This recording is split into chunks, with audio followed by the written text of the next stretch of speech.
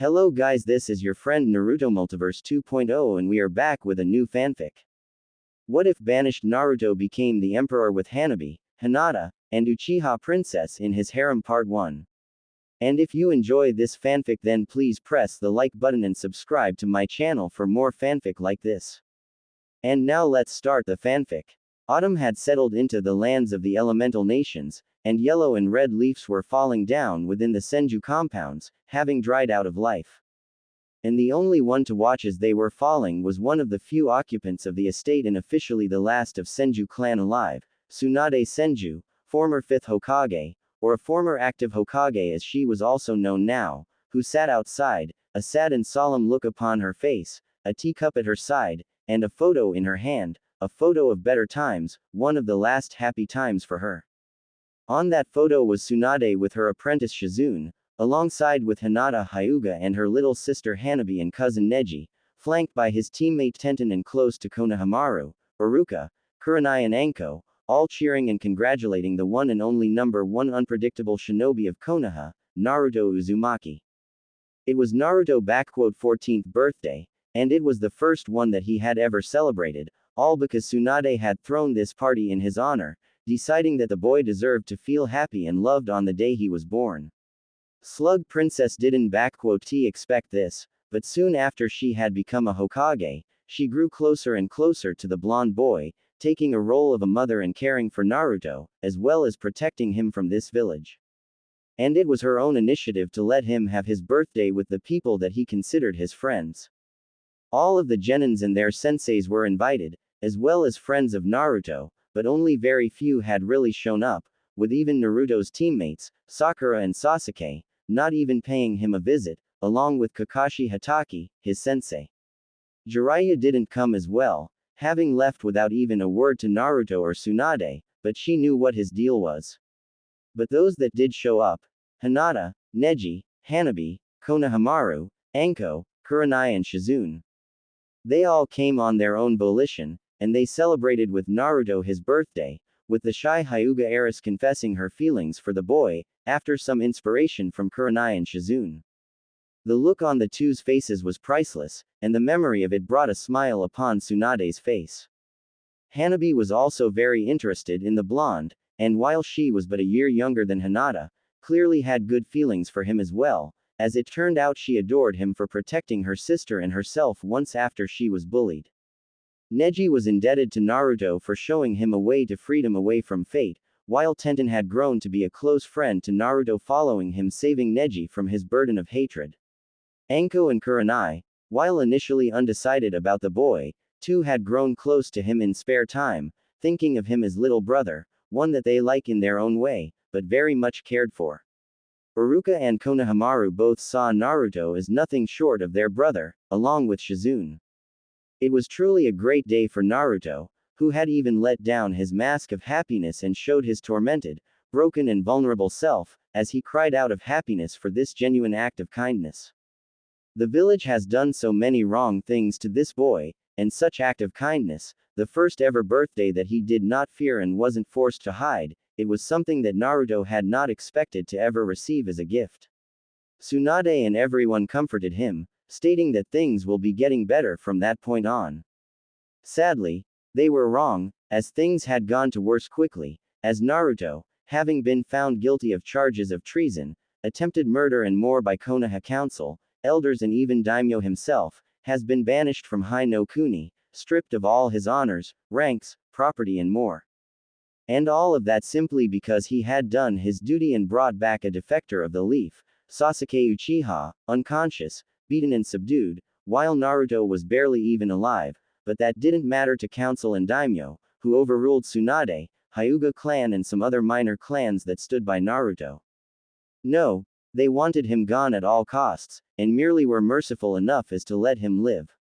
On the same day as he was released from the hospital, Naruto had left the leaf, taking only what little Tsunade could give him to get by in the world: money, food, cloths, some scrolls. He was quickly followed by those few who had become his true real friends, Hinata, Hanabi, Neji, Tenten and Konohamaru, who had chosen to stand by their true friend instead of following the village that honors traitors instead of loyal shinobi. Uruka, Kurenai and Anko were also compelled to follow them, but had chosen to remain in Konoha, bound by loyalty to it, but now with a great sadness and dull pain in hearts. That was 6 years ago, and no word had come about them in all this time, no rumor or anything, as if they had disappeared and left a great sadness for Tsunade and those few that cherished them. And in these 6 years, many things have changed and some even returned from the shadows of the past. Fourth Hokage, Minato Namikaze, the yellow flash of the leaf, and his wife, Kushina Uzumaki, had reemerged after 14 years since their supposed death, alongside their daughter Narumi, a twin sister of Naruto and Kushina's mini-clone, and son Menma, both twins of Naruto and true holders of Kyuubi's power. Turns out, their deaths had been carefully orchestrated and the family had went on into hiding, as Minato and Kushina, along with their children holding halves of Kyuubi's power, were prime targets for the man that had unleashed Kyuubi upon Konoha in the first place, and it was clear he wasn't going to rest until he had gotten his hands upon it. Feeling threatened and in danger, Minato made a hard choice with his wife: go into hiding with their children, to train them in controlling the power of Kyuubi, but as to elide everyone that they were gone, they left Naruto in Konoha, who held the soul of Kyuubi and very little of its true power. The few that knew of this, Sarutobi Hiruzen, elders, council of Konoha, Jiraiya and some others, they swore never to reveal this, even to Tsunade. The day when they all had returned, Konoha celebrated like never before, while Tsunade was furious, livid, and completely mad with anger. Now she understood why Naruto was so poorly cared. Why did council dispose of him, holder of Kyuubi? He was merely a tool, a decoy that had played its part and was disposed of, no longer of any use to Konoha. And his so-called parents were completely fine with that, having long made peace with sacrificing their child for their own good, even if they appeared to be saddened that Naruto was no longer in Konoha, but not even remotely remorseful. That day, Hokage's office had seen more damage done to it than in all shinobi wars and even by Kyuubi, as Tsunade practically tore that place to smithereens, before she tossed her resignation as Hokage, Sannin and shinobi to the council, effectively leaving the shinobi life behind and becoming a civilian. Jiraiya, Kushina and Minato tried to stop her, but their efforts were null, as Tsunade had set her mind and wouldn't budge, and Minato had accepted her resignation, along with the office of Hokage. And ever since that day, Tsunade watched from the sidelines as Konoha celebrated and praised the hero children of Namikaze and Uzumaki, along with forgetting of Naruto Uzumaki completely. Konoha's youth gradually became Chunins and Jonins, with Sasuke Uchiha being now married to Minato's daughter Narumi, who was instantly charmed by this brooding emo, along with Sakura Haruno in the attempt of restoring clan Uchiha. Menma was soon also married to Ino Yamanaka and a granddaughter of Councillor Kaharu. Tsunade loathed how Konoha, while at its strongest, had seemingly forsaken morality, honor and dignity. Lands of Wave, Suna, Spring and others have turned their back at first from Konoha after hearing of Naruto, but after being pressured by Konoha and practically forced into the alliances, they were again with them, though now nothing more but puppet states. Inside Konoha, things seemed normal and prosperous, but such wasn't the case for everyone. Clan Hyuga, having been one of the few powerful supporters of Naruto Uzumaki, had found themselves on the receiving end of combined scorn of Konoha, for the support of sacrificial pawn and a demon. And the situation within the clan wasn't exactly a stable one either, as the clan had split in between the main house faction, under the leadership of Hyuga elders and their puppet clan heir, and Hiyashi's faction, with practically all of branch members and some of the more progressive Hyuga main branch members included.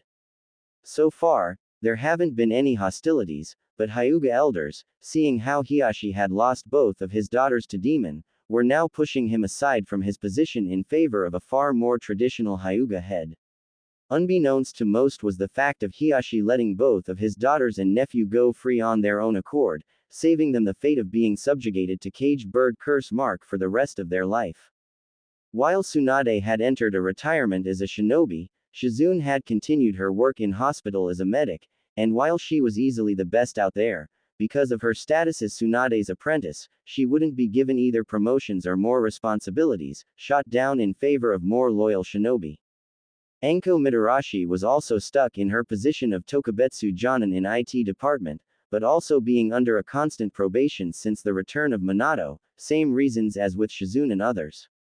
Kurenai has had enough of teaching genins and decided to step down as active jonin and joined the academy as an instructor, alongside Iruka Yumino, proving to be one of the best and only capable teachers out there, who made sure to train and teach her students what really was needed of future shinobi and not just blind loyalty to Konoha and reverence of Minato.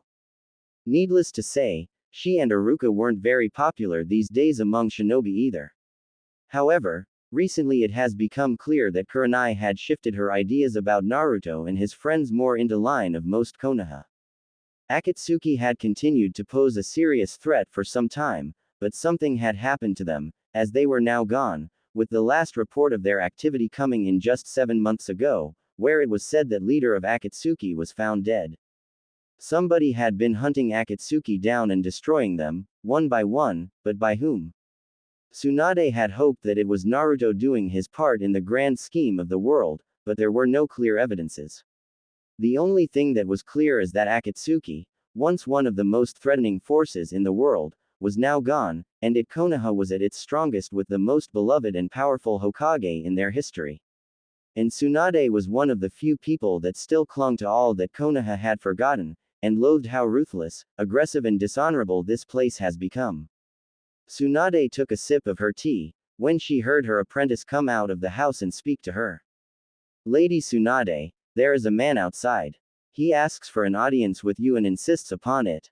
Shizune said to Tsunade, who simply looked at her with a bored expression and spoke up. Send him off and tell him that I am not in the mood. I don't care if he is even a Hokage or whatever. Tsunade had grown quite spiteful of visits over the years, considering that most of them were those of Kushina, her children and other people that had betrayed Naruto and what True Leaf had stood for. I told him to go away, as you've asked me before, milady, but, Shizune took out of her pocket something and showed it to Tsunade. He had this with him. Shizune handed over the item to Tsunade, which immediately made her eyes go wide and mouth agape. In Tsunade's open palm laid her former necklace, one that she had gifted to Naruto for winning the bet. She knew that there was no other like it and that the only one belonged to Naruto, who had left with it the village. And now, after over 6 years, it once again was in the hands of Tsunade. Her form shook a little, as she instantly stood up and practically stormed the compounds, without even a word to Shizune. She rushed towards the entrance into the estate, desperation and hope both present in her eyes and posture. Could it be him? Could her surrogate son have returned? Or has someone found it upon his dead body and decided to give her the news? Hundreds of suggestions and questions raced through Tsunade's mind, and she stormed right towards the entrance, where she found a young man, dressed in a pseudo-Anbu black wear, with a black coat over it all. He had long black hair, straight and coming down to the beginning of his neck, with 2 bangs on other sides. Tsunade immediately froze in her place, as she recognized the man before her. Itachi, Uchiha, she muttered in shock, with the said man bowing before her. You are alive. What in the world are you doing here, in Konoha? A pleasure to see you as well, Lady Tsunade. Itachi said to her in a polite way. I understand that you have many questions, and I intend to answer them all, but it would be best if you had let inside. I had to drop my henge before you, and I do not wish to be seen, if I can help it. Tsunade stiffened up quite a bit, looking at the man that had slaughtered his own clan, but she knew the true reasons for it, so she let him in, and soon enough, with Shizune joining them, they sat in the guest room. Thank you for receiving me, Lady Tsunade, Shizune-san. I understand that you have questions as to what I am doing here and how did I come across First Hokage's necklace. Start with the latter, Itachi, and if I find out that you had a hand in Naruto's death, Tsunade was practically ready to destroy this man, but Itachi stopped her as he spoke up. You need not to worry, Lady Tsunade. The necklace came to me from its owner himself, Naruto, as he has given it to me, knowing that this will be an adequate argument for you to hear me out, as well as a good opportunity to give you this. Itachi pulled out of his pocket a scroll and gave it to Tsunade. As for how is your godson, Lady Tsunade, I would say that he's doing very well for himself, much better than he would in this part of the world, one would say. This is a letter from him, which I have been tasked by him to deliver to you. And before you ask, best if you read this letter. Tsunade and Shizune instantly went to the scroll, unsealing it and opening it, reading it together. For a good 10 minutes as Tsunade and Shizune had read this letter, the more and more their amazement, relief and shock grew, as the contents of that letter had revealed to them just where their beloved blonde and his company were, what they had been up to and why he has decided to reach out them now. Tsunade was in a state of shock as she discovered where her surrogate son was and who he was now, as well as just how much he has changed. It was clear to hear that he was no longer the same little blonde, but a completely different person. The letter clearly didn't contain all the information and everything that Naruto had wanted to give to Tsunade, but even from this piece of information, it was clear that he has changed, drastically, and forever. As Shizune and Tsunade had read through and through this letter, they looked up at Itachi, now understanding as to why he was tasked by Naruto of all people to deliver this message. Former Sannin spoke up to him. So, the man that has been reported dead for 6 years was out in the western continent all this time. Tsunade chuckled at this one. There were reports that you and your partner Kisame had met your end at the hands of Iwa's Anbu, with a dozen shinobi falling dead before you and your partner were killed. Those Anbu were present at the moment I have decided to shift my allegiances, since I needed to make it look believable. Itachi simply stated mysteriously. My time with the Akatsuki was up and I could see that any longer would only be to my detriment, and considering how Konoha has dealt with my clan and how Sasuke has turned out, I decided to follow along with your godson to the west, where he and others decided to start anew, completely. And, in my personal opinion, he has done extremely well for himself and the West, or Eriador, as it is known to them, actually. I'll say, Tsunade said in a bit of shocked voice, reeling with all the new information she and Shizune had learned. All this time, all these years, I had thought that he was somewhere out there, alive. I knew in my heart of hearts, but I didn't expect that he would end up out there in the West, the place that even Rakudo Sennin hadn't dared to venture to. They say that place is a completely different world to elemental nations, and that people there do not even hold chakra there or that monsters populate it. Many of stories are exaggerated to the point of absurdity, while many others hold only bits of truth. But a complete truth, the truth of that place is that Eriador is at least 7 times the size of this continent, and that it is populated by many, many peoples, and not just humans. That piqued the interest of Tsunade and Shizune when Itachi spoke of it. I once thought that world was still a very much unexplored place, but when I and others had gotten there, I understood just how right I truly was. Eriador is the land that is as alien and foreign from elemental nations as it was once hostile and violent. I am sure that you remember that the age of Sengoku had ended not even a century ago and how devastating it was. Yes, it had ravaged lands and countries in its wake, hundreds of clans battling each other just to see who is stronger. Tsunade had stated, and this Eriador is no different. Was, until a year ago that is. Itachi simply said to Tsunade, who nodded to him.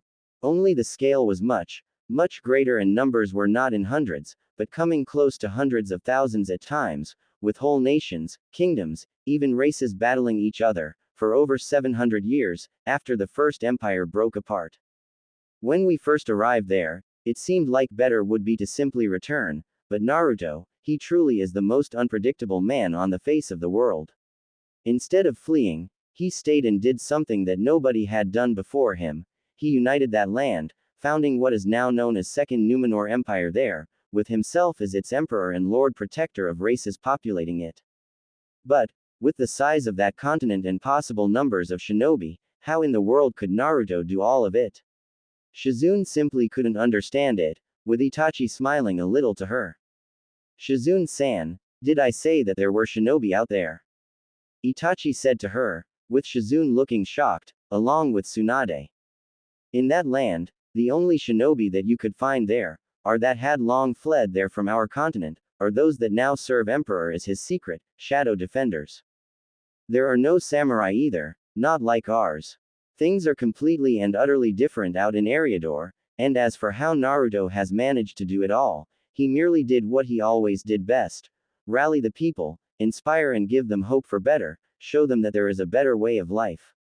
He casted aside such things as nationality, race, kingdom or nation, introducing a simple, yet powerful and mighty concept, a rally call for all, one Eriador. One Numenor, one nation for all, equal and just.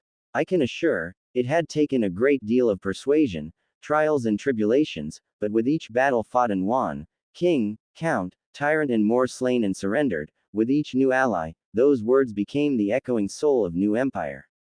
An empire, to which the emperor now wishes to welcome you, Lady Tsunade and Shizune-san, as well as a few others, those that have given him hope for the better tomorrow.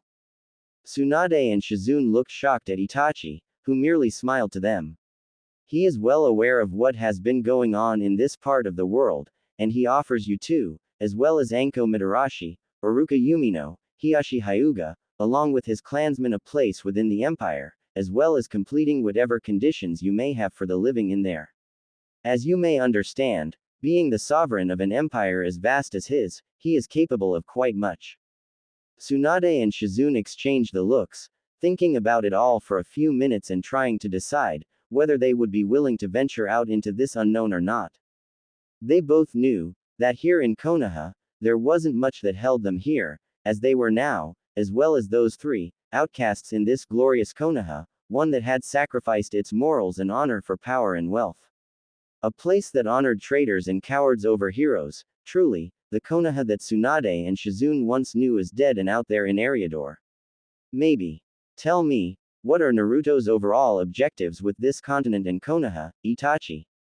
Tsunade asked of him, with Itachi simply answering to her. I am not completely aware of his intentions, not in details, but from what I know, he wants to establish peaceful and trading relations with several of countries out here, along with establishing a trading company for intercontinental trade.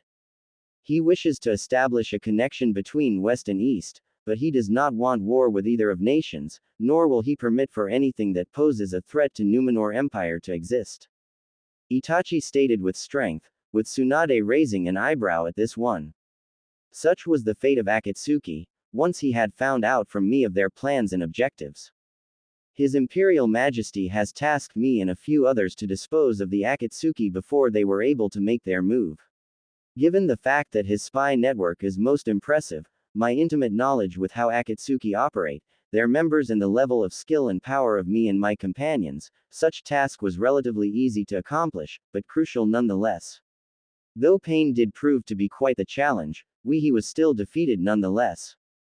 So then, the Akatsuki are really gone, huh? And the one responsible for it was my favorite little blonde. Tsunade smiled at this one. If Minato and Kushina ever find out that the sacrifice they had left here now holds so much power as to simply destroy a group of S-rank nuke nins, and what of Konoha in particular, and does he know of his parents and siblings? He is well aware of them all, not that he is too pleased with this development and how he has been sacrificed in favor of his sister and brother. By the sound of it, Itachi wasn't too thrilled with this development either. Hi-no Kuni he considers to be not as worthy of attention as some others, though he does intend to open a trading office in here as well, while Konoha, in his opinion, is too small of a place to give a thought to. Considering that he rules an empire that is at least 8 times the size of Hi-no Kuni and has to deal with threats from both north and southeast to his empire, he simply finds no time to spare a thought to a place whose size is comparable to that of a small city in his empire. However, in my personal opinion, he won't be making any alliances and friends in here, considering the reports about Konoha's recent aggressive and expansionistic tendencies. Reports about Konoha's political and militaristic subjugations of Wind, Spring, Wave and Tea are quite unsettling to say the least. Even though Numenor and elemental nations are separated by more than 370 miles of ocean, Naruto, as a leader of empire, wouldn't like to suddenly find an aggressive and powerful force, bent on expansion through conquest and subjugation. He has enough concerns keeping him awake at nights as it is. I'll bet, running a single village, a shinobi one at that, and running an empire the size of which is bigger than an entire continent, he must be drowning in paperwork alone. Tsunade let out a dry chuckle, with Itachi also chuckling to this one. Fine, let's say that I agree, along with Shizune here and others. How are you going to get us out of Konoha and into your empire unnoticed? Even more, how will we even get out of Konoha, as the matter of a fact? Do not worry about that detail, Lady Tsunade. As I have said earlier, Eriador is worlds different from elemental nations. And out there, people have found quite the ways of transportation, one of which would put Yondaime's Hiraishin to the test and shame even. Now, what would be your answer? My clones have already reported to me that the others are at an agreement, which leaves only you out.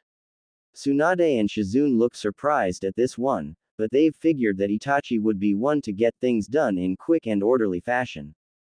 Lady Tsunade, I think that we should go. There isn't much left for us to do here, and even council and civilians themselves have shown to us all that we aren't exactly welcome anymore here. Maybe, with Naruto in the west, Shizune thought that she would need to convince her teacher, but Tsunade was already there with her. Count me in, Uchiha. Tsunade agreed. Now, how are we getting out of here? Later. That evening. What do you mean vanished? Minato Namikaze, fourth Hokage and the greatest hero of Konoha, was utterly shocked and furious, as he received the report from his Anbu about the sudden disappearance of Tsunade, Shizune, Anko, Iruka, Hiashi and the majority of Hyuga clan out of Konoha. It was easily the most unbelievable thing that could have happened, since there were absolutely no evidences, leads or anything for that matter to indicate that they had left the village.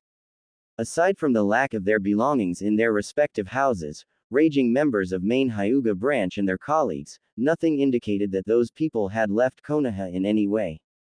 It was as if they all had just gathered in one place, according to several witnesses, and then they were gone, completely and without any trace. Minato, being an expert in Fuinjutsu and one of the only users of Hiraishin, thought that there was some form of space-time ninjutsu involved, but there were no ninjutsu that could teleport people of such quantity over any distance and not alert the barrier corp of Konoha, and here. Council is not going to like this, but still, considering that all of them have been outcasts in Konoha, for their views on state of business in Konoha and outside, maybe it was even for the best. Less of those that opposed Minato's views on Konoha and its expansion, and he didn't even have to weed out the possible political opposition. Clan Hyuga had suffered a serious blow, being now only at its 12th of power, but this was also to Minato's favor, as it would seriously limit otherwise powerful and influential clan, and even allow him to gain a much greater control over it. Although, he still couldn't think of what could have been the reason for those particular people to disappear, aside from the fact that they were outcasts and all of them were still openly talking and remembering Naruto, the son that he and Kushina had sacrificed for the benefit of Konoha and their family. Maybe it was the latter, but perhaps he was overthinking it too much, as it was clear the boy was dead and other defectors with him as well gone. He and Kushina were saddened at the fact that they couldn't ever see him ever again, but, from what they had learned from council and clan heads, he wasn't much of a sight to behold, nor was he even worthy of his name or name of his mother. Overall, his loss wasn't as significant as one would think, and it was, essentially, his destiny, designed by him and Kushina, to be sacrificed in favor of his siblings with power of Kyuubi. So, in that regard, Naruto has done his duty and was no longer needed, and with his disappearance, this meant an unneeded loose end cut. Minato drew his breath, as he thought about this whole situation again and spoke up to his Anbu. Triple the security around Konoha, alert all of our outposts and checkpoints, as well as alert all our teams out there. Send out search teams outside and check their houses again, find anything on where they could have gone out. Anbu Black Ops nodded and disappeared instantly, with Minato letting out a sigh. Well, color me impressed. Jiraiya snorted, drawing the attention of Minato. Every single person that just wouldn't let go of Naruto and be objecting to the policy of Konoha is gone. You sure you hadn't a hand in it, kid? You know as well as I do that I had nothing to do with this, sensei, but still, to be able to get out of our village like that, simply vanish in such large quantity from Senju compounds, is something that not even Hiraishin wouldn't be able to accomplish. Have you found anything there?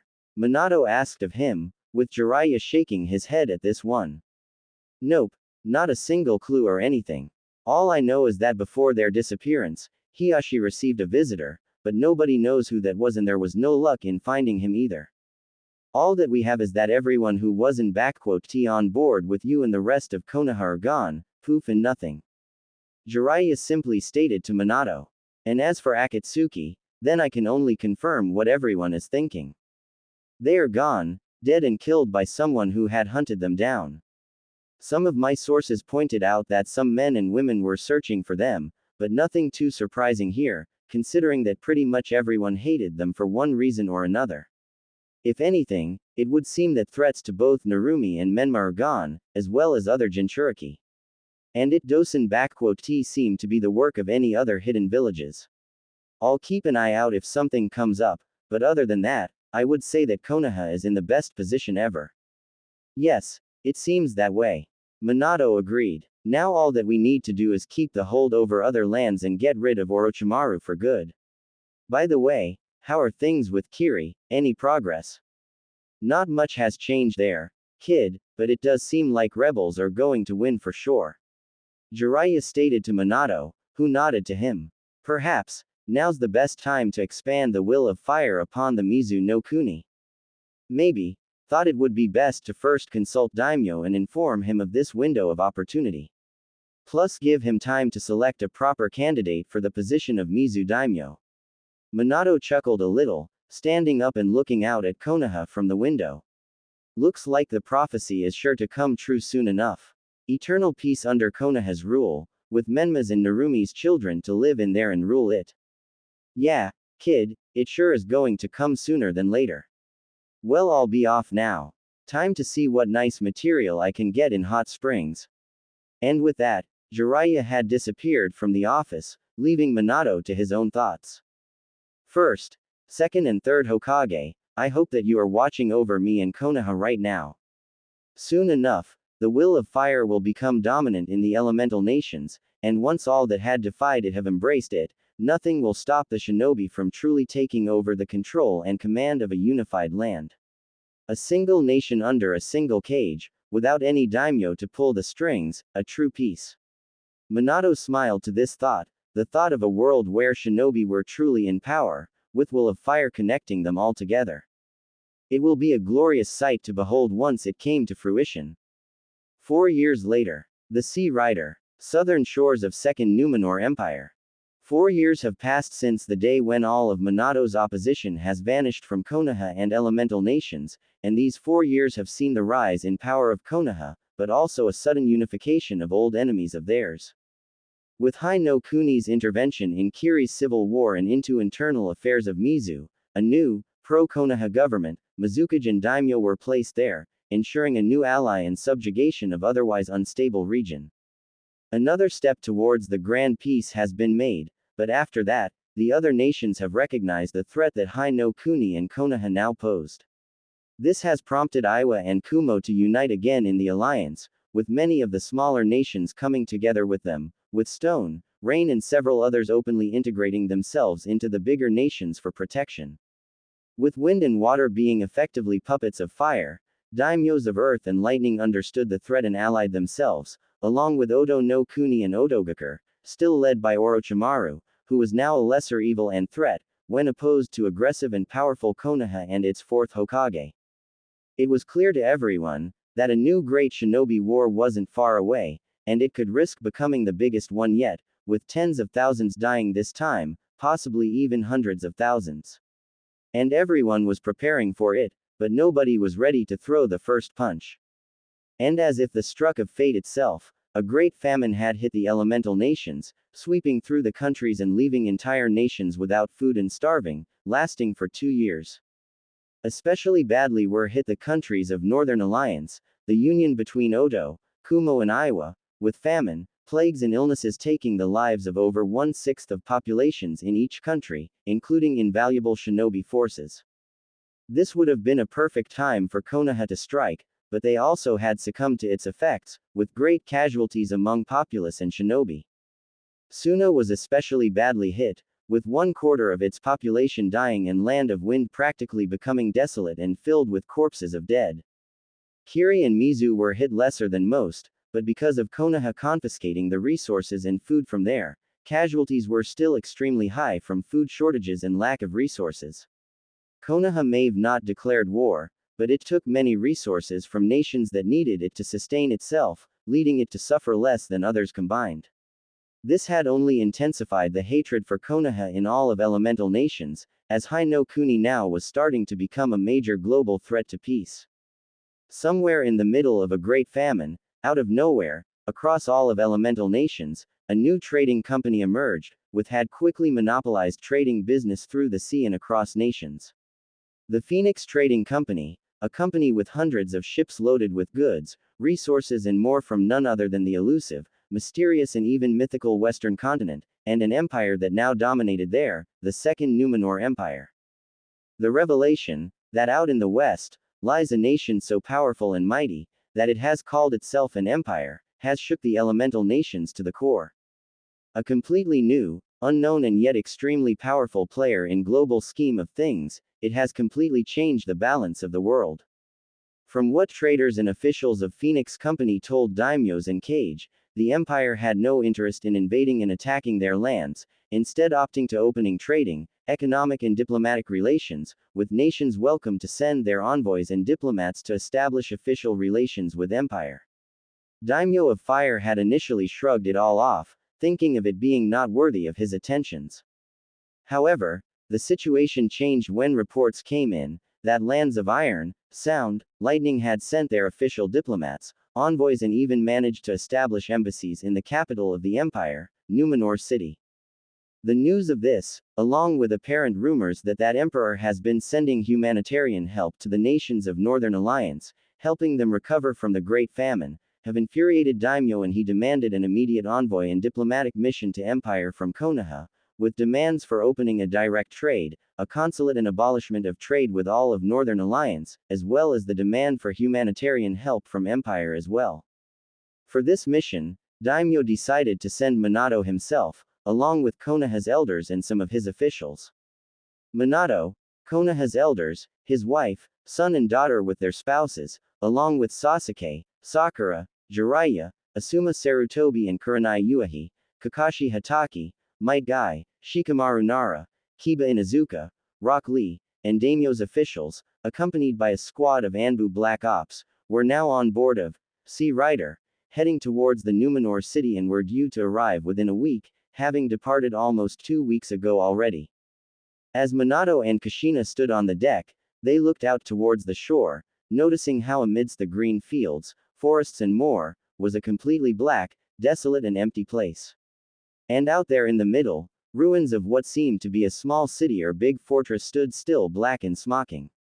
A distinct smell of fire, ashes, blood and death was sensed even here, unnerving the couple, when the captain came up and spoke to them. Ah, you sense it too. Captain, a tall and strong black-haired man with a short beard, came close to the edge and looked out to the destroyed keep.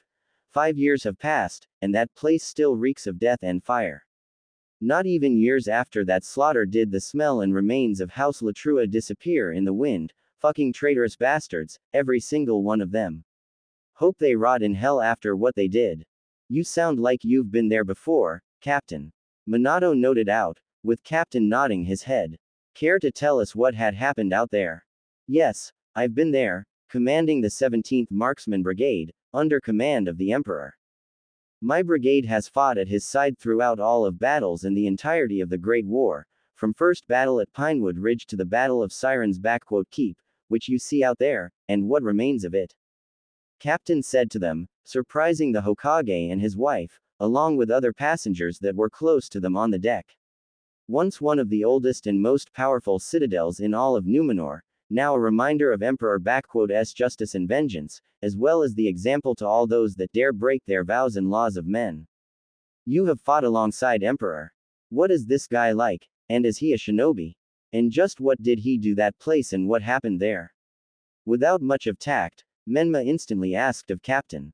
From the looks of it, he had pulled out some crazy jutsu upon the people out there to make it look like hell without flames. Don't know jack about those jutsu of yours and don't care for 'em, and as for those shinobi business, the Emperor is not an assassin or spy. What he is, however, is a man of greatness, forged in fire and blood of great war, driven and determined with a purpose and idea of uniting the land you see out there into one single entity. Captain said with respect and pride. I remember the day when I first laid eyes upon him, an apprentice to then Lord and ruler of Numenor, Uther Pendragon. None of us thought much of him, but soon enough, that blond lad had led us in battle against Meretian kingdom to the east, and it was probably then when all of us saw not just another one noble knight and paladin, but someone who could unite this land into one. One Eriador, one Numenor, one nation for all, equal and just. Those were his words, and they resonated with all our hearts and souls, and it wasn't long, till he began to prove that he was indeed making it a reality. Once an apprentice turned into a paladin, and soon into a lord, and then a unifier and selected emperor, first one since the fall of Ravenheart dynasty 700 years ago. Adopted into Pendragon as a son of Uther, he made good on his promise to bring peace and prosperity to this land, to unite its fighting kingdoms, races and defeat the threats that had terrorized the populace. And that he did, through the might of sword, strength of the light, magic, inspiration, diplomacy and personal example. In 5 years, he has done all of that, and people of Numenor proclaimed him their emperor, chosen by all races as their lord protector and sovereign. Captain said with greatest pride and smile. You ask of me what that man is, lad. The emperor is the man that has made a hopeless dream into the reality, shattering old hatreds and grudges in favor of unity, common good and prosperity of people. In his eyes, no race is greater or lesser before others, and he made into reality. He is the man for whom I would gladly lay down my life and be proud to stand by his side again. The words of Captain were listened carefully and with intentions by others. Nobody in the High No Kuni had known much about the emperor of this land and what kind of a person he really was. However, from the way this man spoke, with respect, honor and pride present in his voice, it was clear as day that the emperor was someone who held utmost loyalty of his people. A powerful warrior and paladin, whatever that meant, as well as a military and political genius, to have been able to unite this enormous land under his rule, if Konoha were to secure not just a trading treaty, but an alliance with him, get his armies and fleets for themselves, then elemental nations would fall without any chance before Minato and Konoha. How old would this emperor actually be, if you do not mind telling us? Koharu asked of him. From what we heard, he is pretty young, younger than our daimyo and Hokage. And what had actually happened there? The emperor is around 25 years old by now, and even though he is young, he is a bloody great man. Captain looked towards the ruins of a keep again. And as for Siren's Keep, House of Latrua was one of the few remaining independent houses to join the empire, and they had sent a message that they are willing to accept an envoy and emperor's official diplomat to sign the Treaty of Unity. When the envoy had arrived, with them was one of emperor's most trusted persons. His first consort and wife, a kind, gentle and good woman. A dream for any man, Latrua had pulled out a feast for the envoy and consort, after which they had slaughtered them and in act of spite, arrogance and pride, they sent the corpses back to Emperor, with a reply on his offer. Emperor, at the time, was in Northwest, dealing with Ironborn raiders, but when he received the bodies and learned what Latrua had done to his diplomats and his consort, never, anyone had ever seen him so furious and mad. A fury that eclipsed even the anger of dragons. Captain recalled the moment. Within a fortnight, he marched to the Siren-S keep, bringing with him the full might and armies of the empire, over 300,000 men, women, warriors, paladins, knights, mages, even dragons. All of that might against some 30,000 peasant soldiers and 4,000 knights. The emperor offered the peasants to lay down their arms and knights to surrender, which they all did, but to Latrua he offered no surrender or capitulation. They had violated sacred laws of hospitality, honor and had killed his wife and consort. He gave us all a simple, yet clear order: destroy them. And that we did.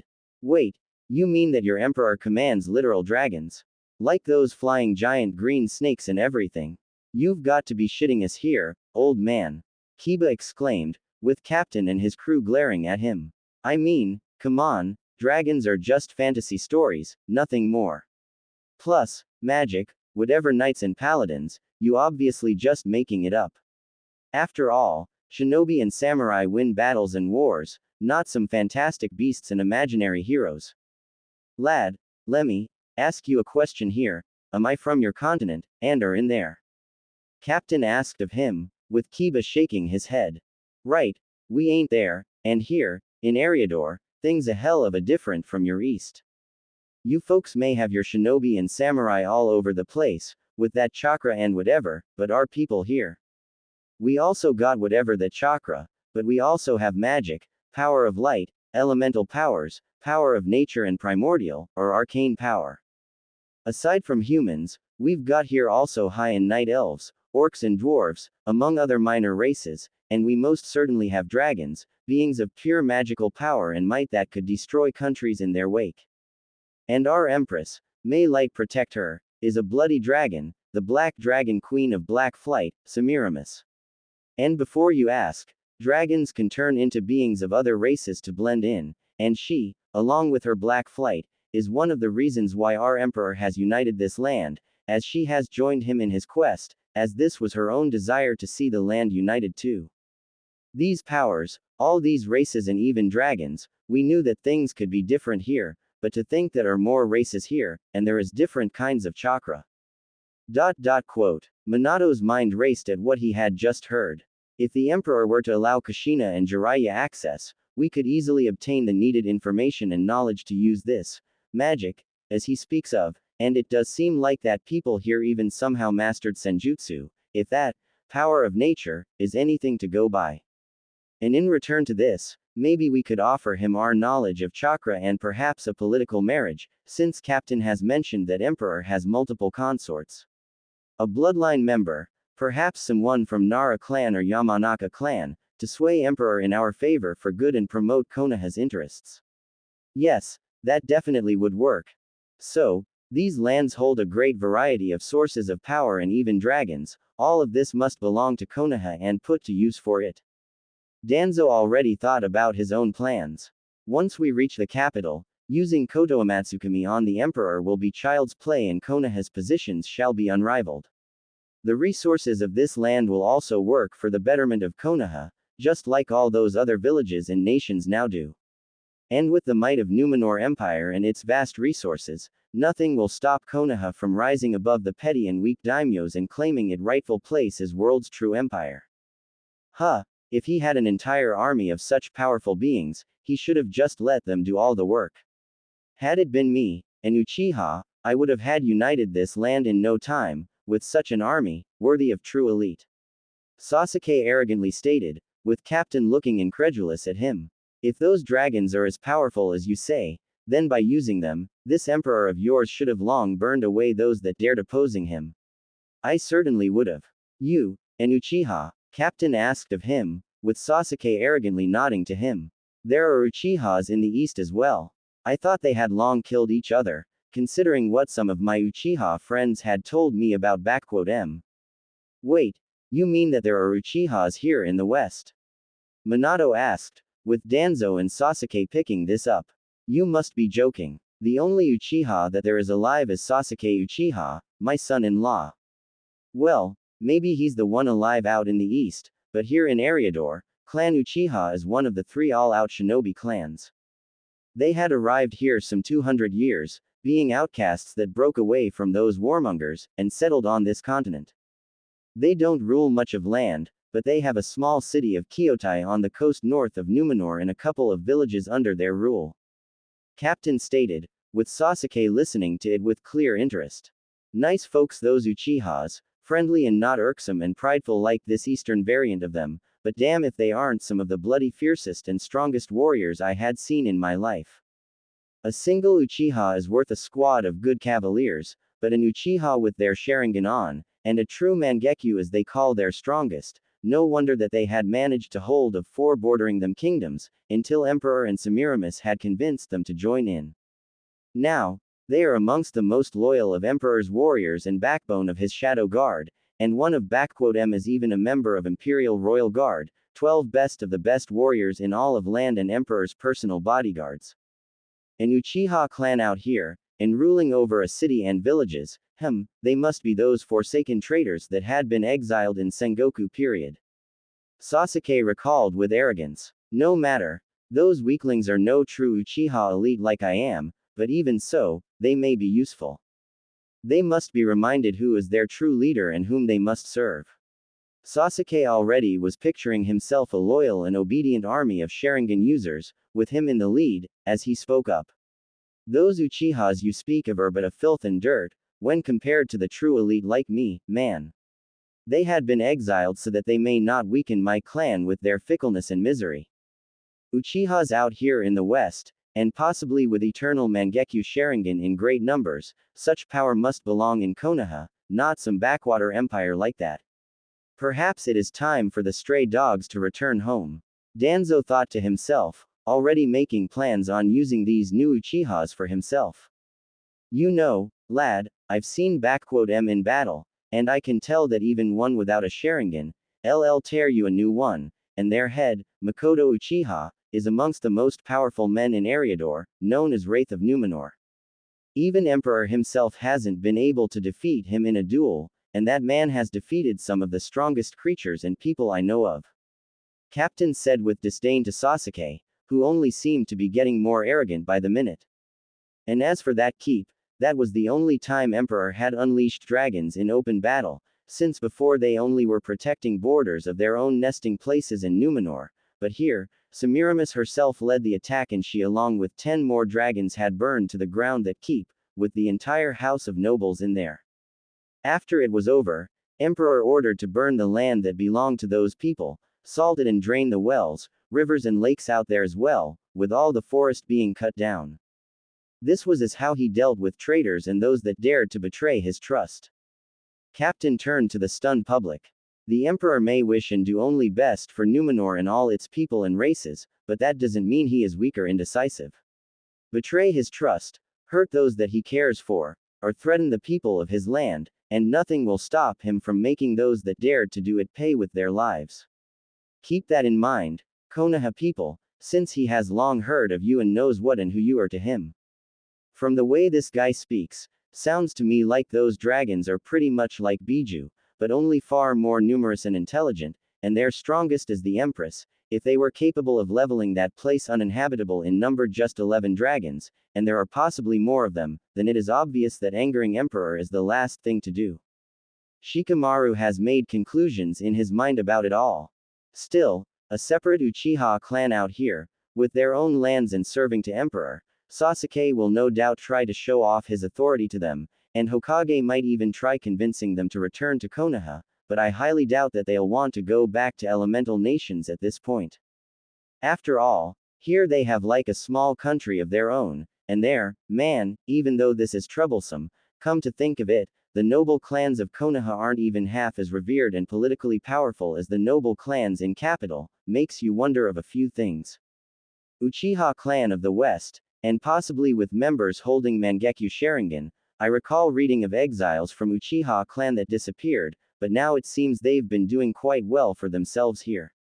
With the Sasuke now the only Uchiha in Konoha, convincing even a portion of these Uchihas of West to come home to Konoha could prove to be another turning point in Konoha's path to victory. Minato was already seeing an opportunity of having more Uchihas in Konoha, fighting for the will of fire. You've said that Uchihas were one of the shinobi clans out there, what are the other two? Council Homura asked of Captain. Oh, the other two. Well, the second one is Uzumaki clan, who are situated on Isle of Kai, northwest of here and close to Kyotai. Kushina widened her eyes at this one, as did others. And the other one had arrived here just some 4 years or so, the Hyuga clan, situated in Numenor city directly. Those Uzumaki fellas are pretty hot-headed, but also real tough and sturdy, plus loyal to a fault, being out from the east, having fled it after they were betrayed by their allies and having settled close to Uchihas, and nowadays those two clans are pretty much inseparable. My dear wife Rinko is actually one of them and she works in Ministry of Trade and Exchange. They were actually among the first to join the Emperor and his cause, apparently recognizing him as one of their own or something. That's impossible. My clan, the Uzumaki clan, it was destroyed during the war. I saw how the island of Whirlpool burned from the ship I stood on. Kushina shouted out at Captain, who shrugs it off. Rinko did tell me that lots of her clan mates died during the attack on her original home, but about half of clan made it out here and settled in close to Uchiha's. Captain simply states to Kushina and others. You can ask the head of Uzumaki clan and a wife to Makoto Uchiha, Kaoru Uzumaki about it all. She is also in Numenor, representing it there. Kushina stiffened up when she heard that name. Kaoru, my little sister. Kushina was in shock at hearing this name. Who knows, maybe. All I know is that Uzumaki and Uchiha clans were among the first to sign up and join the Emperor, and I'm damn proud of having fought side by side with them lot. Captain said with respect towards them. And as for those Hyuga clan, the Uzumaki clan is out here, and the Hyuga clan too. Exclamation mark quote. Minato was in shock mentally. Those Hyugas, could they be the ones that had disappeared from Konoha 4 years ago? If so, would that mean that Emperor had a hand in their arrival here? But if so, what would he gain from them, and why and how would he be able to do it, being thousands of miles away from Konoha? I'll have to find out about it, but more importantly, if those really are the Uzumaki from elemental nations, then they would most certainly would like to go back their home, and with Konoha's protection, they wouldn't want to say no to this. Plus, they weren't here as long as Uchiha's, so not much of roots have taken place here, and there ought to be those that remember Kushina as the heiress to clan, and she could effectively take control. And if we are lucky, the Uchihas will follow, since they are so close to each other as it seems. Emperor wouldn't have much saying in the internal matters of clan, so there is that. This is going to be a very fruitful embassy. The Hyuga clan is a clan of Konoha, and those must be the deserters and traitors that fled it years ago. Koharu spat at the mention of them. The Emperor will need to give those traitors back to Konoha, so that we may punish them, or else I might just throw you lot out in the ocean for sharks and nagas to feed upon.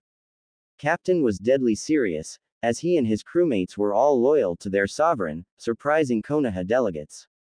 The Emperor isn T bound to you, Konoha people, and as sure as hell ain't obligated to do anything, and if I hear even a word of threat towards I am and his family, you can bet your asses will be out of my ship in no time. Trust me, I and my men here, we all served and fought alongside him, and we will fight and protect him even in peace. In confirmation to the captain's words, people rallied closer to him, standing near him and in clear readiness to execute his order to throw these people off their ship. Of course, we understand, and apologies for our rashness. We are just surprised that one of Konoha's clans would end up all the way in here. That is all. Minato had tried to defuse the situation, with Captain simply answering it. Don't know much, but rumor has it that those Hyuga clan weren't very much welcomed in your lands, so Emperor offered them and a few other people place in here. The council and Hokage were surprised to hear of it. From what I know, Clan Hyuga have been more or less integrating into police force of Numenor, but most of them some that are into trade, farming and diplomacy, with their heiress, Lady Hanabi Pendragon, being Emperor's consort and head of foreign affairs and diplomatic relations. Ah, if only Lady Hinata could vase seen her sister now, when the name of Hanabi came up, and then one of Hinata, everyone's eyes went wide and shocked, for it meant that they, and possibly Naruto could have survived here. Hanabi Hyuga is alive, and she's even a consort to Emperor. Wait, what was it about her sister Hinata just now?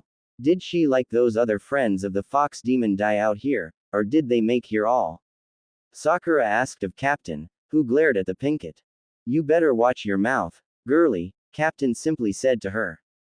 The fox demon and his friends, as you call 'em, are nothing short of legends and heroes of our empire. Each and every one of 'em have made sure to bring order and stability upon this land, standing as Emperor's closest allies and friends, and all but one had lived through it all. Lady Hanabi Pendragon, Emperor's consort and diplomat, voice of peace and reason in matters of politics and one who had brought in night elves through negotiations and peaceful integration. She is Emperor's voice and nobles, elves, even orcs respect her wisdom and shrewd mind on things.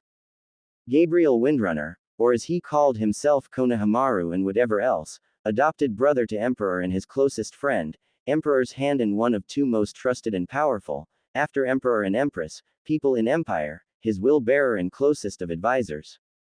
He stood by Emperor's side through the entire war and is even a brother-in-law to him, for he is married to a younger sister of one Emperor's consorts. It is from his hands have I been gifted with this. Captain unsheathed his saber, gilded in gold and silver, made of steel of moon coloring.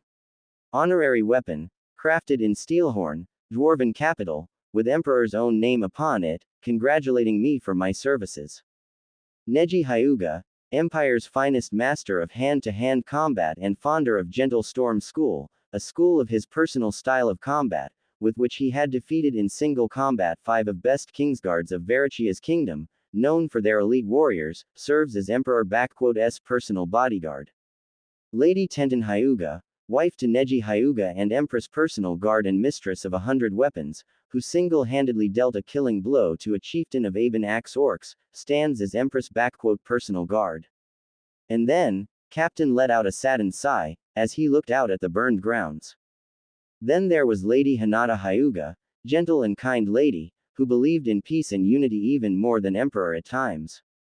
She was a warrior, but she was able to stop wars with just words and gentle grace, and Latrua had spitted on it all, when they butchered her with such cruelty and savagery, that when her body was brought to the Emperor, the keep we stayed in had shook at the cries of rage and anguish.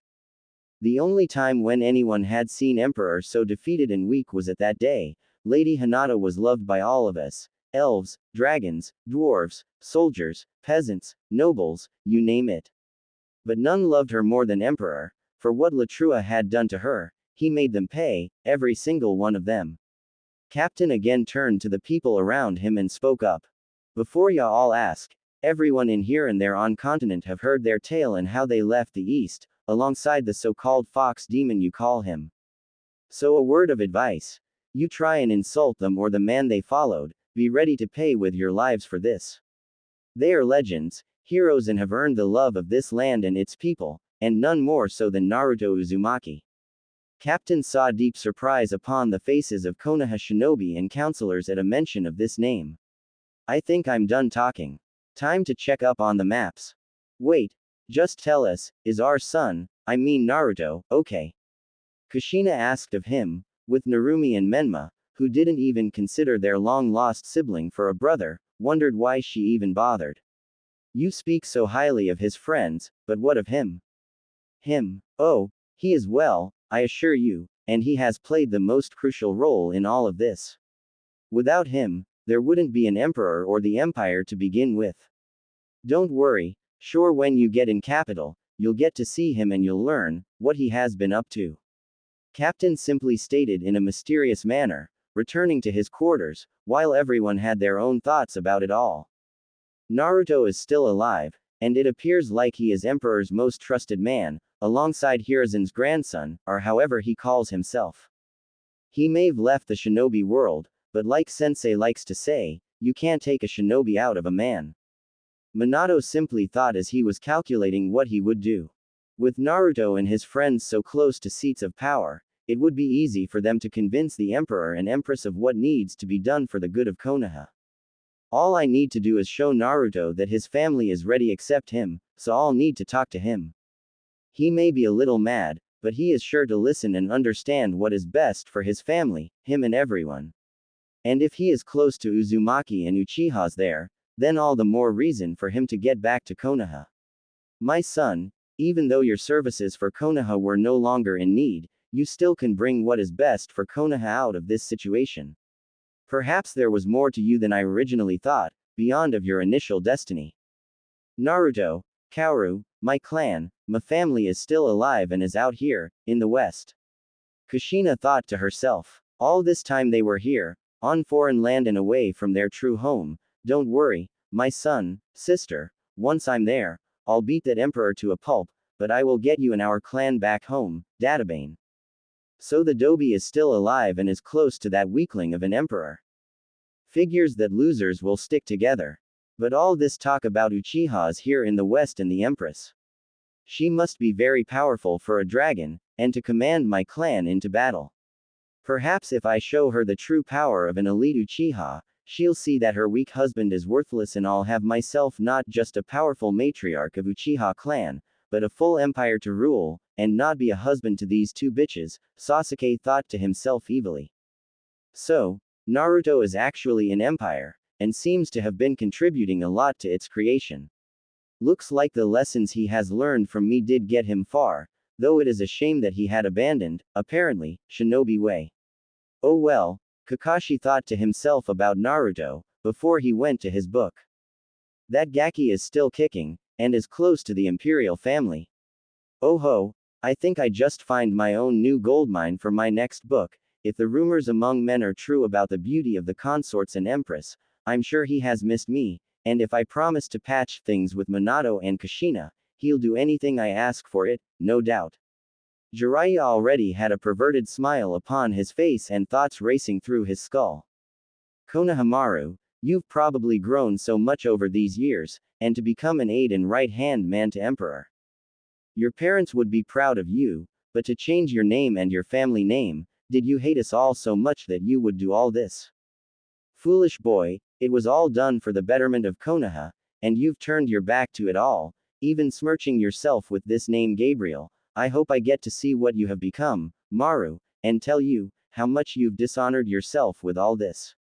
Asuma, with a mix of sadness, fury and anger, thought to himself, as he planned to teach his nephew a lesson of loyalty once he saw him. Hinata, I had hoped that we would again meet, so that I could embrace, but, I am sorry I wasn't there for you, my girl. And I hope that the Emperor had loved with all his heart, not like that idiot Naruto Uzumaki. Kurenai thought with sadness when she heard of her apprentice's death. Neji, Tenten, it shames me as your teammate that your fires of youth have left our youthful village, but, now that I know how high you risen, I shall prove to you that I have not been falling back and that my flames of youth remain the strongest as always. You just wait when I prove it to you in a spar, with Guy Sensei at our side again. Rock Lee was already having his flames on in his eyes. So, Hinata is dead, well, there's hope that her sister will see a true alpha and slap Emperor away for me. Kiba, thinking with his nether regions over his head, quickly forgot of Hinata in hope of getting to himself her younger sister. So, Hokage's son has survived and is here as well. Apparently there is more to that brat than what we thought. Well, from his position, he and others will be able to aid Konoha through swaying the Emperor. Time to remind them of their place in this world. Elders thought to themselves, as the ship carried their procession towards the capital of Numenor Empire. 4 days later, Numenor City, a glorious and monumental site of a great and might city, surrounded thick white walls, large enough for 2 wagons to stand side by side and ride, with walls as high as some of the mountains, with towers reaching even higher.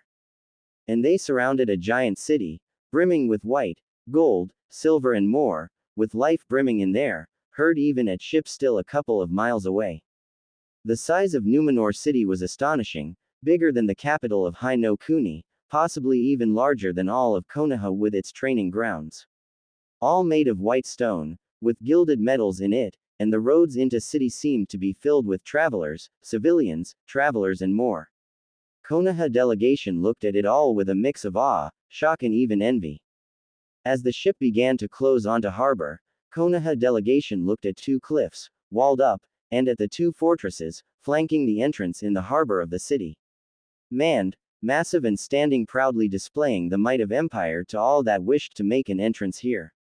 The distance between the 2 was probably less than half a kilometer in sea, but they still seemed very close and overlooked the seemingly tiny ship as it passed into the harbor. The Twin Lions Fortresses. Captain called the fortresses to Konoha's delegation. The on the left is the North Lion Fortress, and on the right is the South Lion Fortress. Imposing, ain't they? Each has a garrison of a brigade worth of men, and is armed with 80 cannons on each, all loaded, primed and waiting for whatever poor sod decides to escape or force his entrance into the harbor. About 40 of those dwarven killing machines are looking at us right now.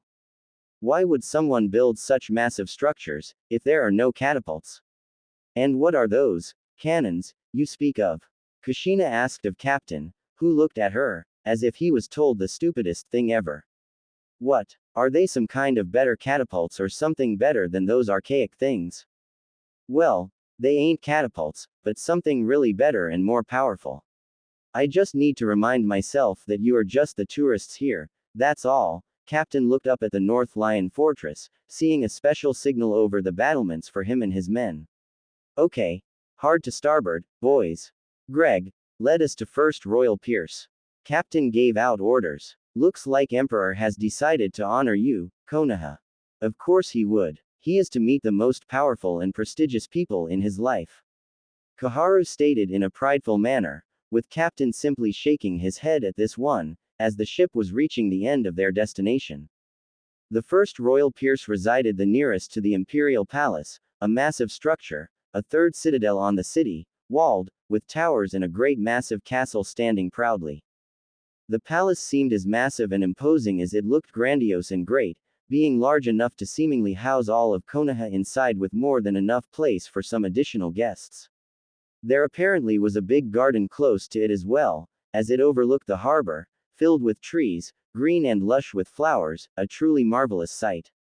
As the ship was docking, Konoha's delegation saw that they were already being expected, as a group of men, dressed in steel plate armor from head to toe, armed with shields and spears, with a sword at their side. This seemed almost laughable to Shinobi, to see people dressed in so much steel, that they wouldn't be able to even move in it at all, much less run or fight. Sasuke even laughed openly at them and their attire, with Sakura, Kiba and Menma following the suit. In their mind, the only true warriors were Shinobi and only, so these people looked like barbarians to them and were nothing short of idiots, completely ignorant to the fact of complete cultural, philosophical and overall core differences between East and West. However, their attention was soon on someone else. Namely, three persons that stood behind the soldiers, who formed up into two lines and made a passage between them for the delegation.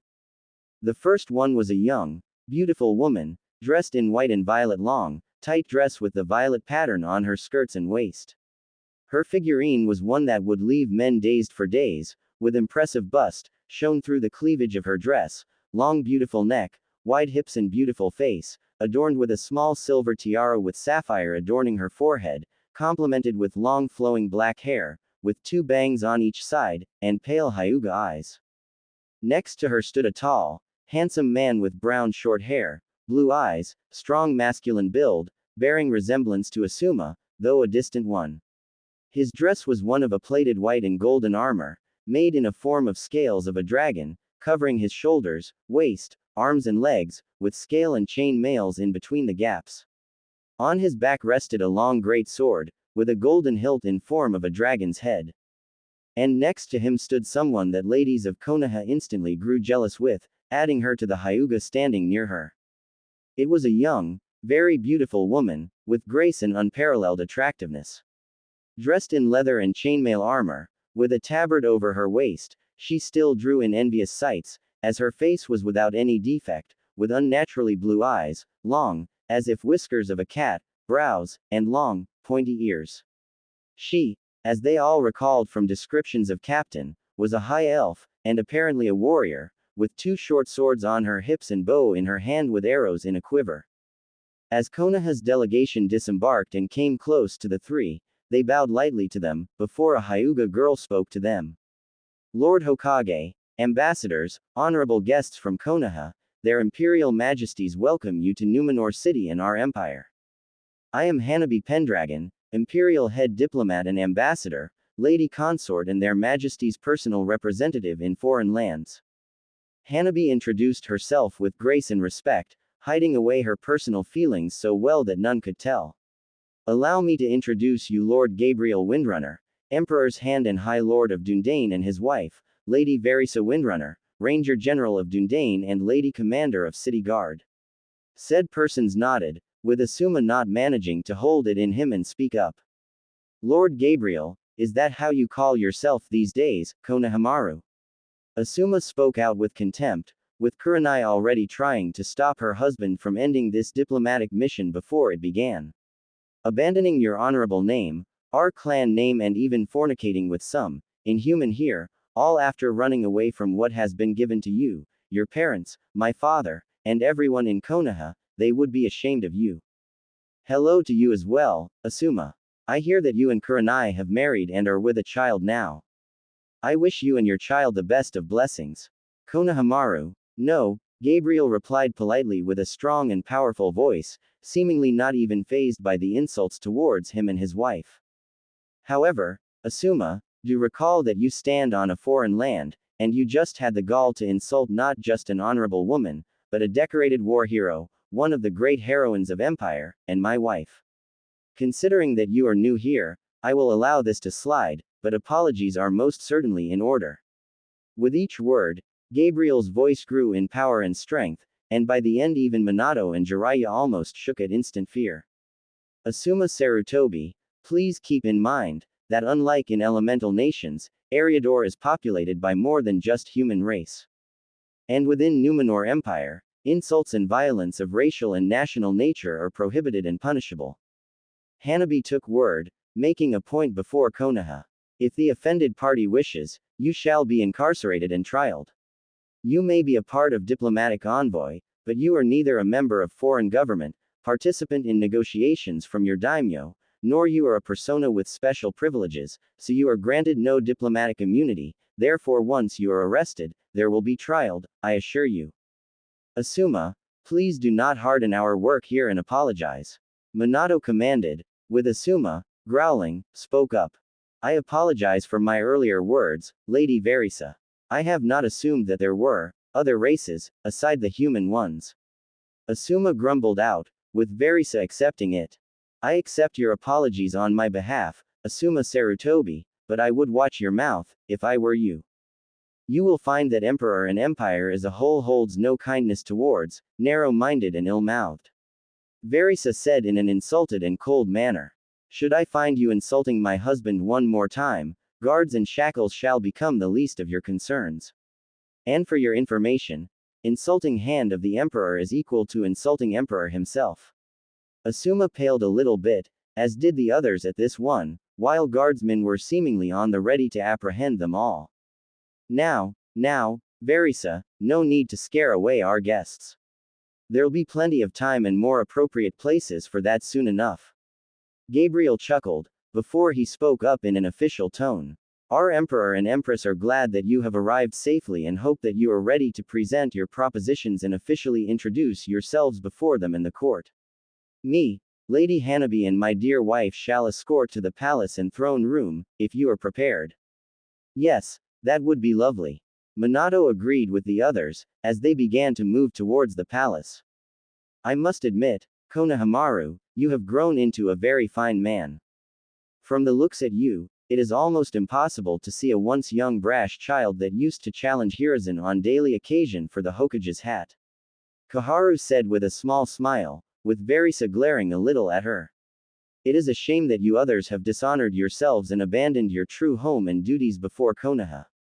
Your grandfather would be greatly ashamed of you right now, she said with admonishment, with Gabriel not even budging at this one. Counselor Koharu, I believe that we are long past the point of nitpicking and nostalgia guilt. And for your general information, I go by Gabriel now, not Konohamaru, a name bestowed upon me and by High Bishop after I had converted into Light's Fate, and a name I am proud of. Gabriel reminded them all. My past name and previous deeds have remained in the East, whereas here I have made myself my own name and fame. And considering the fact that Hand of the Emperor and High Lord of Dundane are a higher in hierarchy, when compared to Hokage, I believe I have surpassed general assumptions and expectations of my persona. And what do these two titles mean, Windrunner or whatever you call yourself? Sasuke asked arrogantly, earning a glare from Verisa. And does this elf wife of yours know that there are finer men from East, when compared to you? Like me, an Uchiha elite. That earned an approving look from Sakura and a glare from Narumi. I have seen a lot of men, most of them much like you, boy, and I found them wanting and pathetic. Verisa couldn't hide a smirk at a look of insult upon Sasuke. As for my husband, I found Gabriel everything that a woman could ask of a husband and then some more to add up, the best of among the best for me in East, West, North and South. Verisa, you make me blush. Gabriel chuckled at this one. And as for the titles, High Lord is a noble title of a sovereign that controls a geographically and historically formed land, a small kingdom if you may. Dundane in one such kingdom, one of oldest and larger ones, bordering High Elves, kingdom. Your best counterpart to it will be a daimyo of a minor country, like a daimyo of Wave or T. And as for Hand of the Emperor, it is a second to Emperor*'s title, his closest advisor, minister and so forth. You could compare to a title of Shogun of Daimyo, only with administrative, political, economic and military spheres of business included in. So, as you can see, in terms of status, Sasuke, I currently appear to be standing quite a bit higher than you and your Lord Hokage. Lady Hanabi here also is in a similar position as I am, though her holdings and title differ from mine. Hey, Hanabi, so I've heard about your big sis's death. A real shame, if you ask me, she was a rare beauty. Kiba decided to try his chance with Hanabi now, completely forgetting of tact and etiquette. Listen, why don't you show me and others around later on?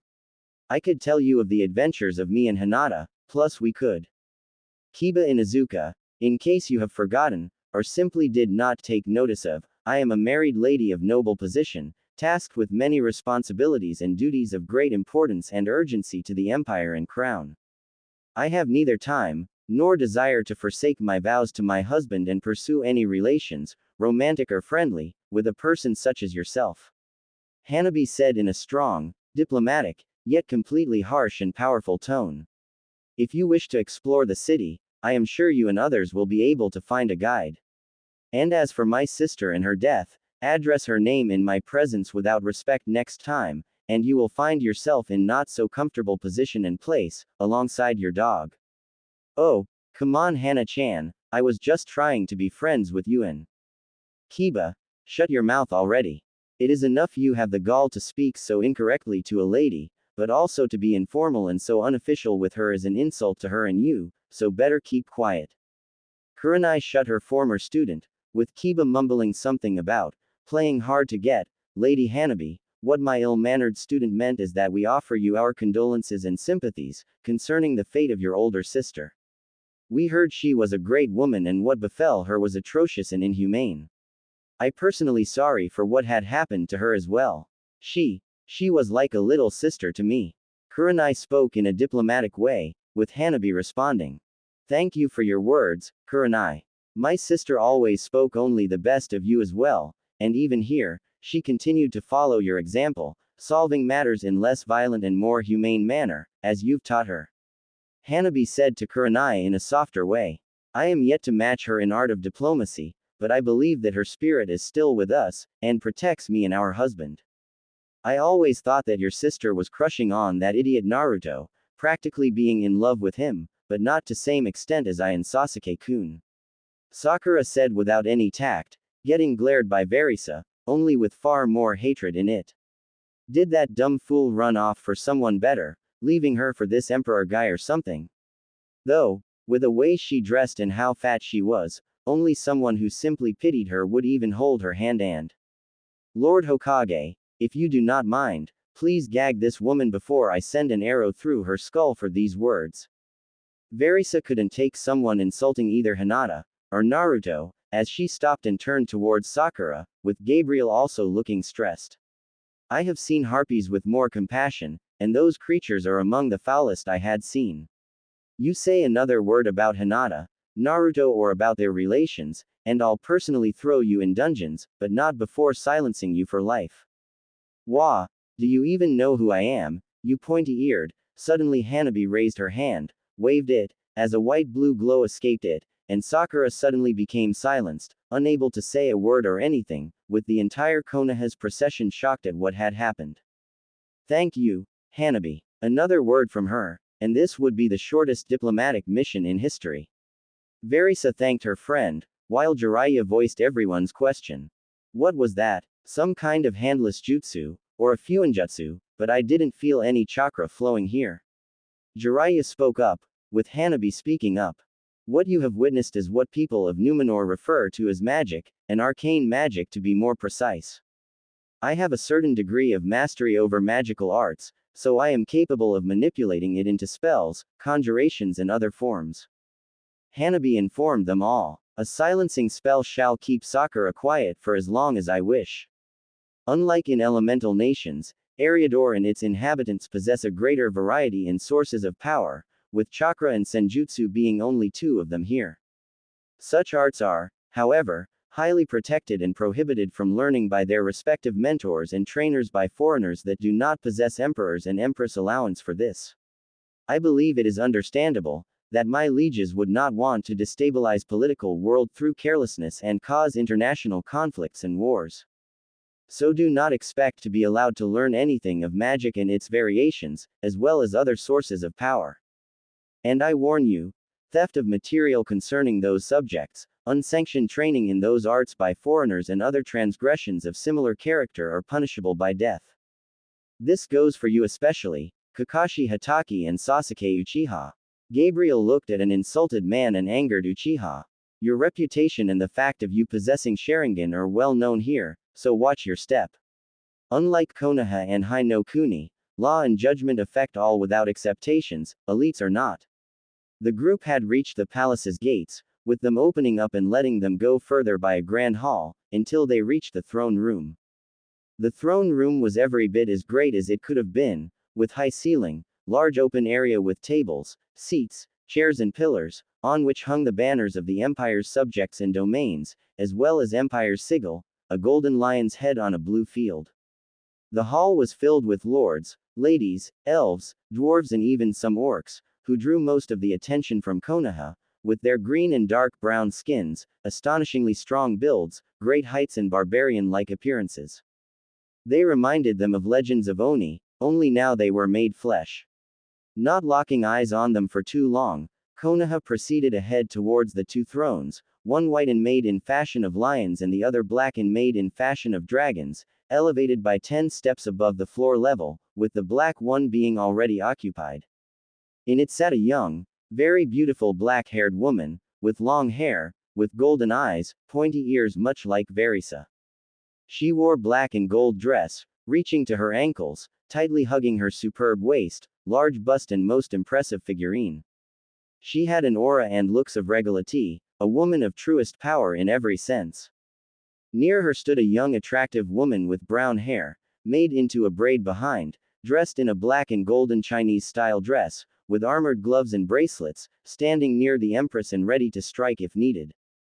It was clearly Tenten, but now she was grown and very different. The elevated thrones and podium on which they stood was also surrounded by 11 men and women, all differing, yet powerful in each and every one of them, with weapons and armors of their own choosing. Humans, elves high and knight, dwarf and even an orc among them, men and women, hiding away their faces and not. It was clearly the Imperial Royal Guard, which now separated the podium from 3 Easterners, ambassadors that were in talks with the Empress. Minato and others recognized them as ambassadors of Kumo, Iwa and Odo, with Kabuto Yakushi representing Odo here. Your Excellencies, it pleases me and my husband to know that your respective nations are recovering from the devastating effects of plagues and famine. Empress addressed the ambassadors. People of Numenor have heard of the blight that befell your lands, and of countless lives lost. I hope that our assistance in combating the aftermath of this horror has been successful and that soon your countries shall thrive and prosper in peace and stability.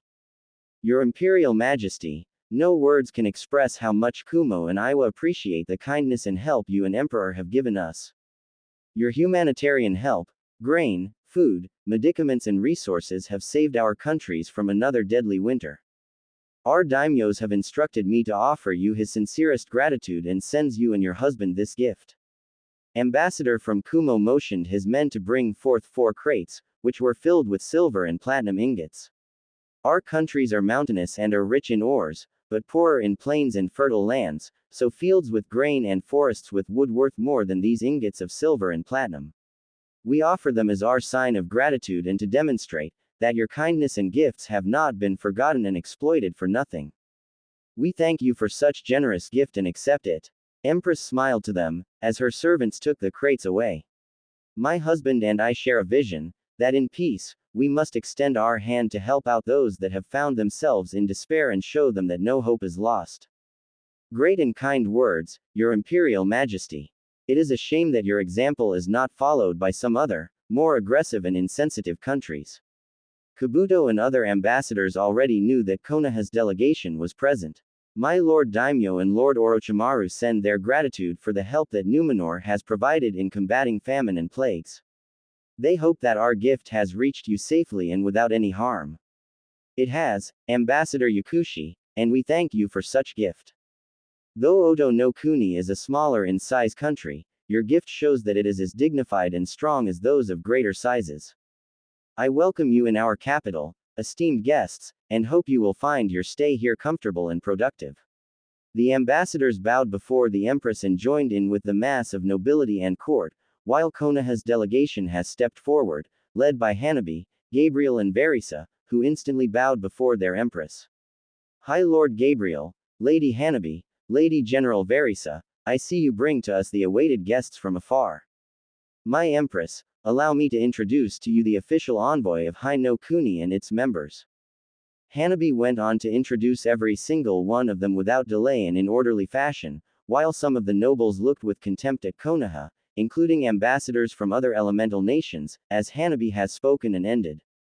Esteemed guests of Hyuga no Kuni, Lord Hokage and counselors, it is my pleasure and honor to introduce you Her Imperial Majesty, Empress Semiramis, first of her name and title, Queen and aspect of Black Dragonflight, Sovereign Ruler of Second Numenor Empire, Kingdom of Quel'Thalas, Ashenvale Dominion, Confederacy of Draenor, Steelhorn Kingdom. Lady Protector of Kingdoms Dalaran, Kul Tiras, Gilneas and Westerosi Kingdoms. Milady, if we may. Lady Hanabi, High Lord and Lady Ranger Windrunner, please remain near, for I and my husband will want your counsel on this matter. Semiramis motioned them, as she looked at Minato and others of Hyuga no Kuni, who bowed to her, save for Menma, Sasuke, Narumi in a show of disrespect, earning glares and insulted cries from the court. I was not aware that you have arrived with other sovereigns, for I cannot think of any other reason why would your fellow companions not follow etiquette, Lord Hokage. Menma, Sasuke, Narumi, bow before her, now. Minato ordered them, and they reluctantly did so before he spoke in an official and diplomatic way. Forgive us, Your Imperial Majesty, they were simply too dazed by your appearance and the aura of power you possess. You have my sincerest apologies, as their father and a father-in-law of Sasuke Uchiha, and as their Hokage. I have heard of Clan Uchiha of the East, and of Sasuke Uchiha in particular from my closest friends and advisors. Empress saw how Sasuke rose up arrogantly, smirking at her, to which Empress simply scoffed at. Apparently, the stories I have heard do bear truth, for it is said that Clan Uchiha of the East has succumbed to just one, having been exterminated for their misdeed and arrogance. You are wrong. My clan was betrayed by my own brother, Itachi Uchiha, whom I shall hunt down and kill in order to avenge my fallen clan, for only an Uchiha can best another one of his blood. Sasuke arrogantly stated, and I have heard, that you harbor within your realm criminals and exiles of my clan, who cowardly left their rightful place and ran away. I demand that you turn them into me, Empress Semiramis, for I am true Uchiha and someone who is far more worthy of both leading them, and your empire with you. Sasuke smirked, as an echoing shocked gasp from ladies was heard, as well as cries of anger and fury from others, but a single raised palm from Semiramis was enough to silence all. I see that you are fond of bad jests, Sasuke Uchiha. I hope that you improve your sense of humor, for if such declaration repeats itself, I shall see to it that your shoulders become lighter, with the removal of your head. Inhabitants of Eriador and Numenor Empire in particular are not fond of foul and bad-tasted jokes, unlike in Hyuga no Kuni, apparently. Semiramis said in a strong fashion, as Sasuke simply scoffed at it. Now then, Lord Hokage, to what do we owe yours and your entourage's presence? Your Imperial Majesty, as you may they already heard, Land of Fire is currently the strongest elemental nation, with many allies and two major nations as our closest partners. One of Fire Daimyo's official representatives spoken up to her. Our land is vast and plentiful. Our people are rich and prosperous, with our merchants being only rivaled by your Phoenix Trading Company. An official alliance with our nation would most certainly benefit to you and your empire, for it stands as the most powerful country and domain in the East. A country with puppets for allies, warmongers for rulers and thieves for people. Ambassador from Iowa spoke up, drawing attention of Fire delegation and Konoha's shinobi. Your Imperial Majesty, I believe you and your esteemed husband are well aware that Hai no Kuni and its shinobi hidden village, Konoha, have been putting to the sword and dagger all those that have defied them and dared to break the treaties with them. For that, Konoha simply invaded them, ousting rightful governments and daimyos, all but annexing the lands and assuming control of countries and their peoples. Wind and water are two such prime examples, with their daimyos being literal family of fire daimyo, while Suna and Kiri are now simply training camps for pro-Konoha shinobi, and not to mention just how taxing and cruel Konoha treats its allies. Especially Land of Wind, or as some already say in the east, Land of Bones, for it's all but deserted now, with only corpses of starved and killed littering the desert. And now, it seeks to expand throughout our respective lands and exploit its resources. Your Imperial Majesty, I urge you not to give in to their offerings and send them out of here. Perhaps, Ambassador of Iowa would prefer to reconsider his words, for it seems like you are misspelling the truth for lies. Maybe you require a visit back in your homeland, so as to refresh your head, before he is taken out by a foreign illness and homesickness. Danzo spoke up in his usual manner, with Ambassador of Iowa literally fuming with anger. Why your Imperial Majesty, this man, no, this war hawk is a known war criminal, monger for power and threat to peace and stability. I pled to you to shackle him up and throw him into the dungeons for what he has committed and is to prevent any further crimes done by him. Ambassador of Iowa asked of the Empress. Ambassador Lao, your opinion on the matter has been heard and will be taken into consideration, but I will not allow your proposal to happen. Semiramis replied to him respectfully, before turning her gaze to the delegation. However, I will not allow guests in my empire to insult and threaten in any manner official representatives of other countries. Danzo Shimura, I believe. Your reputation is also well known in my empire, as well as your infamy of a warmonger. Official ambassador of Fire Daimyo or not, should there be found evidence of your illegal activity within our realm or any further acts such as these, you will answer for them with your life. Semiramis did not wait for his reply, before continuing on. Lord Hokage, counselors, ambassadors of Hai no Kuni, the words surrounding your nation and the statuses of its allies and comrades in arms have long reached our court and the ears of me and my husband. And we are most distressed and concerned with the actions of your shinobi village in particular, with one matter especially being a cause of great worry. I believe you remember the matter concerning one known as Naruto Uzumaki, Lord Hokage, as well as how it was handled. Your Imperial Majesty, I can see how some of the actions of my village have distressed you, but allow me to assure you that, Minato had tried to talk his way out of this one, but then suddenly the doors of the throne room opened up, with the announcer speaking up. Announcing, His Imperial Majesty. All of court and royal guards had bowed their heads in respect and honor, as the heavy footsteps stepped through the throne hall. Konoha's delegation decided to test their luck and looked towards the emperor, and instantly froze in place, as cold shock came upon them like a hammer. Through the room stepped a tall, handsome young man, dressed in blue-plated armor with chain mail in between the parts, gilded with gold, with lions as his shoulder plates, a strange two-bladed sword, with one blade being shorter than the other and both held by a glowing golden start built in just out of guard, and a queer handle resting on his hip. The man was tall, masculine and strong-looking, with long golden hair made into a ponytail behind, sky-blue eyes, and a handsome strong face, one that looked like a mirror image of Minato Namikaze, only stronger, more regal and powerful. He exuded an aura of might, dignity, power and absolute obedience and respect for his authority. As he walked past the delegation, he spared a little glance at them all, letting smallest of satisfied smirks appear on his face. Minato and Kushina looked in absolute shock at the man, while Kakashi and Jiraiya refused to believe what they saw, along with many others. Sasuke, Kiba, Sakura, Narumi and Menma were seething with anger, jealousy and envy, as they could not comprehend and believe that this man, this loser, in their eyes, was now the most powerful man in the world. Counselors were shaking in fear and anger at this man, including Danzo, while the rest Konoha's shinobi and daimyo ambassadors chose to be silent and shocked to the core. Gabriel gave only a short bow to him, with Hanabi following the suit, as Emperor's personal bodyguard Neji Hyuga took his post near his liege, who kissed the hand of his wife. Milady, I hope the court has not tired you while I was away. The emperor spoke to her softly and caringly, with Semiramis responding in kind. Not at all, my love, but it warms my heart and soul for you to stand by me. Semiramis smiled to him, as the two to their respective seats. As you can see, we have the most awaited of guests attending, my love. Indeed, milady, I personally have been waiting a long time to meet them, face to face.